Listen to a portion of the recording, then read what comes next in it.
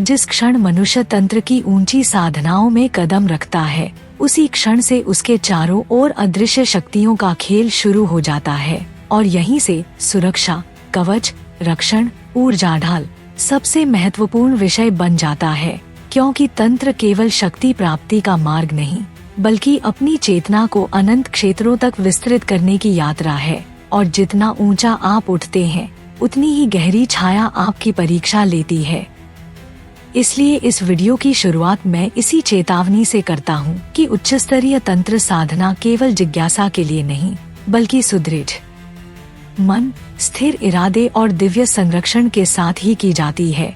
आज के समय में जब इंटरनेट, किताबें और सोशल मीडिया हर तरह के तंत्र मंत्र को उपलब्ध कराते हैं, लोग बिना तैयारी, बिना गुरु मार्गदर्शन और बिना सुरक्षा व्यवस्थाओं के खतरनाक ऊर्जाओं से खेलना शुरू कर देते हैं, जिससे मानसिक टूटन, अनिद्रा, ऊर्जा लीक, भय, भ्रम और नकारात्मक संस्थाओं का आकर्षण जैसी समस्याएं जन्म लेती हैं।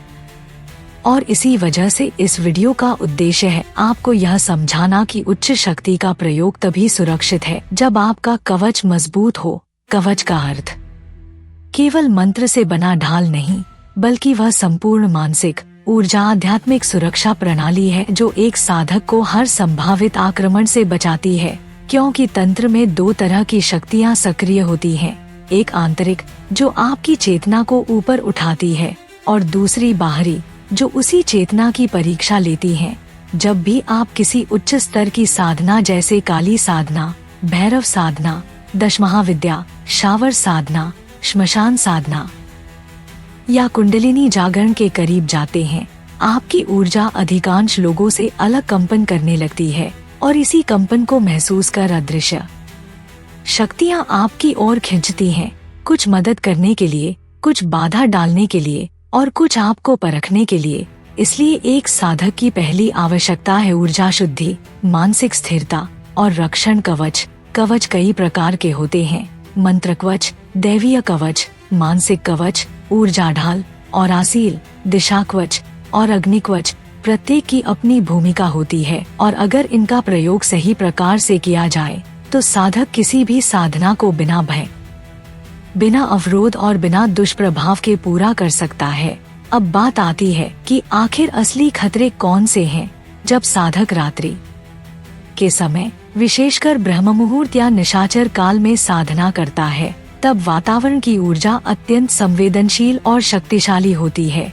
इस समय आपकी सांसें, विचार, भावनाएं और ध्यान की गहराई आपके चारों ओर एक चुंबकीय क्षेत्र बनाती है, जिसमें सूक्ष्म स्तर की संस्थाएं प्रवेश कर सकती हैं।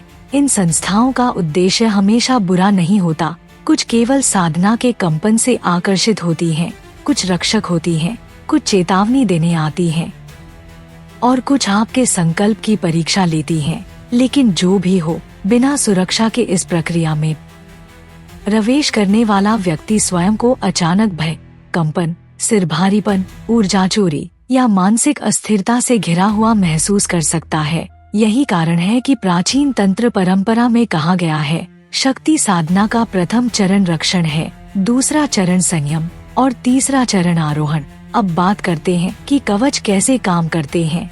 मंत्र कवच आपके सूक्ष्म शरीर में शक्ति प्रवाह की एक गोला रचना, एनर्जी बबल बनाते हैं, जो नकारात्मक तरंगों को भीतर प्रवेश नहीं करने देती। दैवीय कवच जैसे भैरव कवच, काली कवच, नारायण कवच, त्रिपुर रक्षा, दुर्गा कवच, यह केवल ऊर्जा ढाल नहीं बनाते, बल्कि आपकी चेतना को उस देवत्व से जोड़ते हैं जिसका स्मरण ही रक्षा करने लगता है। मानसिक कवच आपके विचारों को स्थिर करते हैं, क्योंकि तंत्र में सबसे बड़ा हमला आपके विचारों पर होता है, न कि शरीर पर। इसी तरह ऑरा कवच आपकी आभा को मजबूत करता है, जो साधना के दौरान सबसे कमजोर हो जाती है। जब आप नियमित रूप से साधना करते हैं, आपकी आभा में दरारें पड़ सकती हैं। ये दरारें ही नकारात्मक ऊर्जा को प्रवेश करने का रास्ता बनाती हैं। इसलिए प्राचीन साधक धूम्राभिषेक जैसे लौंग, गुग्गुल, राल, कुशासन या त्रिपुंड भस्म का उपयोग करते थे, क्योंकि ये सब औरासील की तरह काम करते हैं।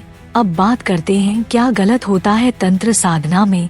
पहला, साधक अपनी ऊर्जा को संभाल नहीं पाता। बढ़ी हुई ऊर्जा उसे अस्थिर कर देती है। दूसरा, साधना का समय गलत चुनना। कुछ साधनाएं केवल अमावस्या, कालरात्रि, अष्टमी या विशिष्ट योग में ही की जानी चाहिए। तीसरा, दिशा। कई लोग बिना जाने किसी भी दिशा की ओर बैठ जाते हैं, जबकि उत्तर पूर्व, ईशान, पूर्व या उत्तर दिशा ही ब्रह्मोर्जा के अनुरूप होती है। चौथा, गलत उच्चारण। मंत्र में एक भी मात्रा गलत होने पर ऊर्जात्मक विपर्यय होता है। पांचवा, आहार तंत्र। साधना के दौरान गलत भोजन व्यक्ति की ऊर्जा को भारी बना देता है, जिससे साधना रुक सकती है। छठा, अहंकार। जैसे ही साधक को थोड़ी शक्ति का अनुभव होता है, वह सोचता है कि अब उसे किसी की आवश्यकता नहीं, और यहीं से गिरावट शुरू होती है। सातवां, बिना गुरु के उच्च साधना में प्रवेश। आठवां, अपनी ऊर्जा की रक्षा न करना। और नौवां, साधना के दौरान डरना, क्योंकि भय ही सबसे बड़ा छेद बनाता है कवच में। अब बात करते हैं दिव्य कवच और ऊर्जा ढाल कैसे बनती है। पहला स्तर, श्वास कवच। दूसरा, मंत्र कवच। तीसरा, दिशा कवच। चौथा, अग्नि कवच। पांचवा, संकल्प कवच। छठा, दैवीय आह्वान। सातवां, ऊर्जाशील। आठवां, चक्र रक्षा। और नौवां, गुरु कृपा कवच। श्वास कवच तब बनता है जब आप गहरी, लयबद्ध, नियंत्रित श्वास के माध्यम से अपने शरीर में प्राण ऊर्जा को स्थिर करते हैं। मंत्र कवच तब सक्रिय होता है जब मंत्र की ध्वनि आपकी नाभि, हृदय, कंठ और आज्ञा पर एक साथ कंपन पैदा करती है। दिशा कवच तब बनता है जब आप उस दिशा में बैठते हैं जहां ऊर्जा प्रथम प्रवेश करती है। अग्नि कवच धूप, दीप या हवन की ऊर्जा से बनता है। संकल्प कवच सबसे शक्तिशाली है, क्योंकि यदि साधक का इरादा अटूट है तो उसे कोई शक्ति तोड़ नहीं सकती। दैवीय कवच तभी सक्रिय होता है जब आप पूर्ण भक्ति और समर्पण के साथ देवता का स्मरण करते हैं। ऊर्जाशील ध्यान के अंत में बनाई जाती है, ताकि साधना में उत्पन्न ऊर्जा को कोई बाहरी शक्ति छू न सके। यह वह ढाल है जो औरों को आपकी ऊर्जालहर में प्रवेश करने से रोकती है। चक्र रक्षा तब होती है जब आप मूलाधार से सहस्रार तक ऊर्जा को एक एक करके सील करते हैं। और गुरु कृपा वह कवच है जिसे कोई भी शक्ति भेद नहीं सकती। हजारों उदाहरण हैं जहां साधक बिना सुरक्षा के साधना में बैठे और उनकी ऊर्जा बिगड़ गई। कई लोग कहते हैं कि उन्हें अचानक कंपन होने लगा, कमरे में किसी की उपस्थिति महसूस हुई, नींद टूटने लगी, अजीब सपने आने लगे, आवाजें सुनाई देने लगी। ये सब वही संकेत है कि ऊर्जा असंतुलित है। एक वास्तविक घटना। उत्तराखंड के एक युवक ने इंटरनेट से काली साधना देखकर अमावस्या की रात बिना रक्षण किए साधना शुरू कर दी। उसे लगा कि वह शक्ति प्राप्त कर रहा है, लेकिन साधना के तीसरे दिन वह अजीब तरह के भय, पैनिक और भारीपन से घिर गया। रात में उसे लगा कोई उसके कमरे में चल रहा है। उसकी सांसें तेज होने लगी। उसे लगा कोई उसका नाम पुकार रहा है। वह इतना भयभीत हो गया कि साधना छोड़ दी, लेकिन उसके बाद महीनों तक उसे नींद नहीं आती थी। जब वह एक तांत्रिक के पास गया तो पता चला उसकी आभा में 4 बड़ी दरारें पड़ चुकी थी, ऊर्जा लीक हो रही थी। उसे महीनों तक धूप शुद्धि, दुर्गा कवच पाठ और भैरव रक्षण कराया गया, तब जाकर वह सामान्य हुआ। यही कारण है कि कहा गया है, तंत्र केवल साधना नहीं बल्कि रक्षण भी है। इसी वजह से हर साधक को जानना चाहिए कि उच्च शक्ति के सामने खुलने से पहले आपको मजबूत ढाल की आवश्यकता होती है, नहीं तो ऊर्जा का आक्रमण आपको भीतर से तोड़ सकता है। अब इस वीडियो के अंत की ओर बढ़ते हुए मैं आपको यही संदेश देना चाहता हूँ, तंत्र शक्ति का मार्ग है, भय का नहीं। संरक्षण कमजोरी नहीं, बुद्धिमत्ता है। रक्षण कवच हर साधक का प्रथम अस्त्र है और इसका पालन करना ही असली साधना की शुरुआत है। और हाँ, अगर आप तंत्र साधना में प्रवेश करना चाहते हैं, पहले सुरक्षा सीखें, फिर शक्ति पाएं। और जब साधक उच्च शक्ति तंत्र की रहस्यमय भूल भुलैया में और गहराई तक उतरता है, तो उसे समझ में आने लगता है कि सुरक्षा केवल बाहरी कवचों की बात नहीं है, बल्कि यह मन के भीतर धधकती उस अग्नि की बात है जो हर भ्रम, हर डर, हर परछाई को जला सकती है। पर यदि अनुशासन टूट जाए तो वही अग्नि साधक को भीतर से राख भी कर सकती है। तंत्र साधना की सबसे बड़ी विडंबना यही है कि यह भय और मुक्ति दोनों को साथ लेकर चलती है, जैसे एक धारदार तलवार जो साधक को देवत्व की चोटियां भी दे सकती है और विपरीत दिशा में गिराकर भ्रम और विनाश में भी धकेल सकती है।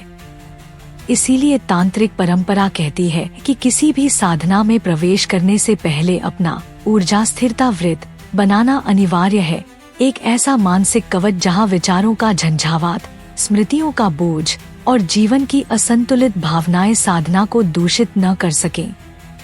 क्योंकि तंत्र का खेल केवल देवताओं के साथ नहीं होता, वहां आपकी अपनी अवचेतन परतें भी जाग उठती हैं, वो परतें जिन्हें आप जीवन भर दबाते रहे, जिनसे भागते रहे और जिनके सामने आने पर आप स्वयं को नहीं पहचानेंगे। इसलिए उच्च शक्ति तंत्र का पहला नियम है मन की धारा को स्थिर कर लेना। दूसरे शब्दों में, आपका मन अगर बहता हुआ नदी है तो तंत्र साधना उसे हिमालयी झील बनाकर स्थिरता सिखाती है, और स्थिरता ही पहला कवच है। शास्त्रों में इसे चित्तकवच कहा गया है, जहां साधक किसी भी साधना से पहले 5 मिनट गहरी श्वास लेकर मन को निर्विचार बनाता है। यह साधारण नहीं है, यह वही बिंदु है जहां आपकी ऊर्जा स्वयं को सुरक्षित घोषित करती है। जिन साधकों ने इसे छोड़ा, उन्होंने हमेशा अस्थिरता, भय या असामान्य सपनों की शिकायत की। तंत्र की दुनिया में इसे बेकवच प्रवेश कहा जाता है, अर्थात बिना सुरक्षा के ऐसे क्षेत्र में प्रवेश करना जहां ऊर्जा घनी है, अनियमित है और कभी कभी उग्र भी। आप किसी घने जंगल में बिना मशाल नहीं जाते, उसी तरह किसी भी मंत्र, विशेषकर उग्र मंत्र जैसे भैरवी, काली, तारा, प्रेत, भैरव के जप से पहले ऊर्जामशाल जगाना अनिवार्य है।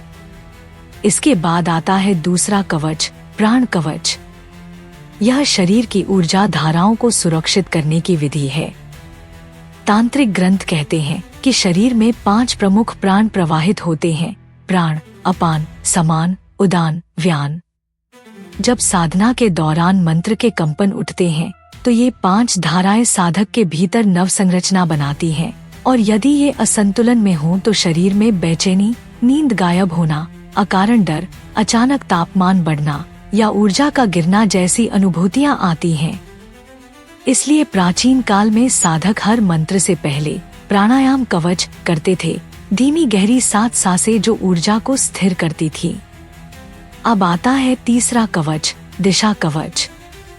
यह साधना स्थल को सुरक्षित करने की विधि है। साधक चारों दिशाओं में छोटी सी ऊर्जा रेखा बनाता है, जिसे आजकल लोग सरल विजुअलाइजेशन कहते हैं। पर यह साधारण कल्पना नहीं है, यह आपका अपना ऊर्जा क्षेत्र है जो आपको बाहरी प्राणिक हस्तक्षेपों से बचाता है। यदि कोई साधना भैरव, काली या उग्र साधनाओं में से है तो दिशा कवच अनिवार्य हो जाता है। इसके बिना साधक के मानसिक क्षेत्र में बाहरी ऊर्जा प्रवेश कर सकती है, कभी ध्वनि के रूप में, कभी सपने के रूप में और कभी भ्रम के रूप में। पुराने तांत्रिक इसे अनिच्छित ऊर्जा प्रवेश कहते थे। इसके बाद आता है देवकवच। यह वह बिंदु है जहां साधक अपने इष्टदेव को ऊर्जारक्षक के रूप में आमंत्रित करता है। काली साधना में यह मां के चरणों का ध्यान, भैरव साधना में भैरव का स्मरण, तारा साधना में तारा का मंत्र संरक्षण कहलाता है। यह एक ऊर्जा आधारित सुरक्षा ढाल होती है। जो साधक इसे करते हैं वह साधना के दौरान अधिक सहज रहते हैं, कम भय महसूस करते हैं और अधिक गहरे अनुभव प्राप्त करते हैं। तंत्र में सुरक्षा केवल ऊर्जा की नहीं, इरादों की भी होती है। यदि साधक का इरादा अशुद्ध है, किसी को नुकसान पहुंचाना, वशीकरण करना, छल करना, तो कवच टूट जाता है। यह ब्रह्मांडीय नियम है कि ऊर्जा केवल वहीं टिकती है जहां इरादा शुद्ध हो। इसी कारण गुरु कहते थे, साधना से पहले मन को स्वच्छ करो, सोच को स्पष्ट करो और इरादे को पवित्र करो। तंत्र की सबसे गलतफहमी यह है कि लोग इसे शक्ति, सिद्धि और चमत्कार समझते हैं, पर यह वास्तव में मन, ऊर्जा और चेतना की गहरी यात्रा है। शक्ति बिना सुरक्षा विनाश बन जाती है, उग्र साधना बिना अनुशासन भय बन जाती है। इसलिए तांत्रिक परंपरा ने कवच विद्या दी, एक आंतरिक ढाल, एक मनोवैज्ञानिक संरचना जो साधक को इस उग्र ब्रह्मांडीय ऊर्जा से सुरक्षित रखती है। और जब साधक इन सभी कवचों को स्थापित कर लेता है, चित्त कवच, प्राण कवच, दिशा कवच और देवकवच, तब उसकी साधना एक सुरक्षित मार्ग में बदल जाती है। वह जानने लगता है कि ऊर्जा केवल डरावनी नहीं होती, वह करुणा में भी होती है। काली का उग्र रूप भी सुरक्षा है, भैरव का रुद्र रूप भी संरक्षण है, तारा का अंधकार भी अंतः प्रकाश है। यही तंत्र का रहस्य है। आप जिस ऊर्जा से डरते हैं वही आपकी रक्षा भी करती है। और जैसे जैसे साधक सुरक्षा के साथ साधना में आगे बढ़ता है, वह अपने भीतर उन अनोखे परिवर्तन को महसूस करता है जिनके बारे में ग्रंथों में लिखा है। विचार की तीक्ष्णता बढ़ जाती है, भय कम हो जाते हैं, भीतर एक स्थिरता पैदा होती है और ऊर्जा का प्रवाह निरंतर हो जाता है। साधक समझने लगता है कि यह केवल साधना नहीं था, यह स्वयं की ऊर्जा को पुनः स्थापित करने की प्रक्रिया थी। यही उच्च शक्ति तंत्र की महिमा है। यदि आप कवच के साथ प्रवेश करें तो यह देवत्व देता है, यदि बिना कवच के प्रवेश करें तो मनोवैज्ञानिक और ऊर्जा स्तर की चुनौतियां खड़ी कर देता है। यही इस पूरे वीडियो का संदेश है। तंत्र शक्ति है, पर सुरक्षा उसके बिना अधूरी है। और अब इस यात्रा के अंत में, यदि यह रहस्यमय ज्ञान से भरी यात्रा आपको पसंद आई हो तो इस ज्ञान को और गहराई से फैलाने में अपना योगदान दें। वीडियो को लाइक करें, अपने साधना पथ पर चल रहे साथियों के साथ शेयर करें और चैनल को सब्सक्राइब करें ताकि आप तंत्र, ऊर्जा और प्राचीन विज्ञान के उन रहस्यों तक पहुंच सकें जिन्हें दुनिया भूल चुकी है। अगली बार हम तंत्र के एक और अनसुने रहस्य को खोलेंगे। जुड़े रहिए, साधना जारी रखिए और संरक्षित रहिए।